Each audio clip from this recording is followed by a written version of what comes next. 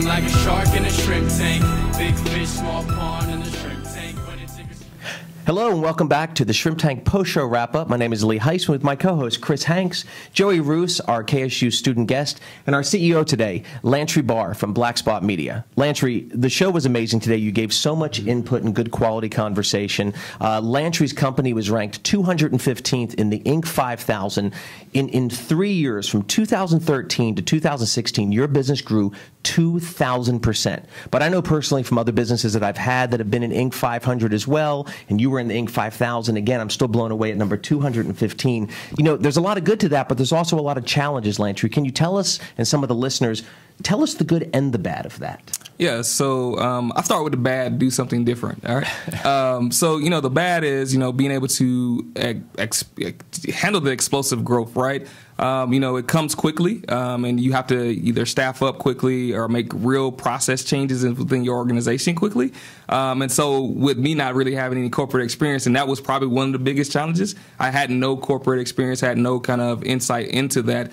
So I had to lean on a lot of, you know, strategic advisors, things of that nature to kind of make things come into place.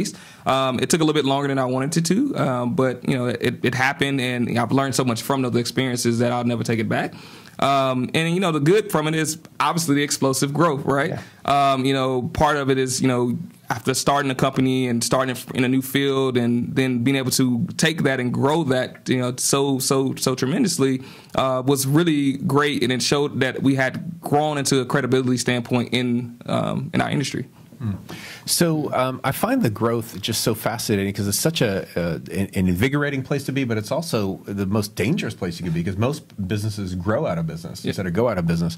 So so from moving from sort of like the doer of the thing that you do to the owner of the thing that you do and managing that growth, like what advice would you give to somebody watching this saying, okay, here's the thing, you know, focus on this or don't do that? Yeah, I would say first and foremost, just be prepared. But be prepared for been through it before. Be prepared for the unexpected. Okay, all right. So, and that part is, you know, you have to continue to go, and you know, one of the parts is that, you know, looking at what you have and what you're trying to accomplish is the thing that's going to fuel you to continue to grow, right? You want to make sure that you are exonerating all the experiences that you have onto your team. And if you do that, then your company will grow. Of course, there's going to be hiccups, and of course, there's going to be growing pains. They are growing pains. But once you get through them, it's like, oh, that didn't hurt anymore, right? So, yeah. So learning a little bit about your story on the podcast, which you have to go back and listen to the entirety of because it's an amazing background. But you went into this business with not really much credibility as kind of an authority on the subject. So how did you build your credibility from the ground up as you built your business? Yeah, so from a grassroots perspective, really, I took I started off family and friends, building websites. As such, you know, I learned how to engage with, you know, software development and things of that nature. But to start, I didn't want to bite off more than I could chew, right? So we talk about expansive and tremendous growth. It goes the same way when you start a new business and it's not your industry. I come from architecture and construction, so software development was completely outside the realm. So I took it step by step. I took the time in the beginning to learn how to talk to clients, engage clients. Smaller projects, definitely was not getting paid what we should have been getting paid. But at the end of the day, we learned a lot of things that helped us to grow and be able to get larger and larger clients. Those things that we learned from day one are the things that are still driving our growth today. Lantre, amazing content. And again, you need to listen, as Joey said, to the entire podcast. Let me tell you about this gentleman. This gentleman got a degree in architecture.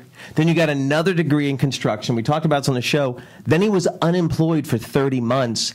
And now he's number 215 out of 5,000. Also Small Business Person of the Year here in Atlanta last year. Quite amazing. Lantre, if people want to use your services at Blacc Spot Media, how would they get in touch with you? Yeah, you guys can reach us at blackspot.com. Feel free to send us a contact form. Let us know what you're looking to build. We specialize in web and mobile development, but essentially around a niche of real-time communications with live audio and video. Lantre, let me tell you, we have a lot of guests on the show, very sophisticated guests just like yourself, but I'll tell you, you remind me of myself and my upbringing. And Chris Hanks and I talked about it being from the Pennsylvania area, watching the Philadelphia Eagles, and I'm going to talk a little bit about the Super Bowl, watching the Eagles grind out this season.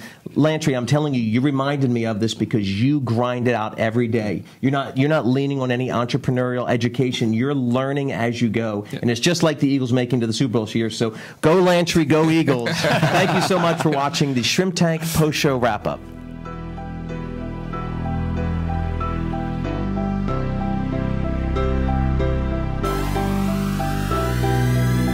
I've been feeling like a shark in a shrimp tank.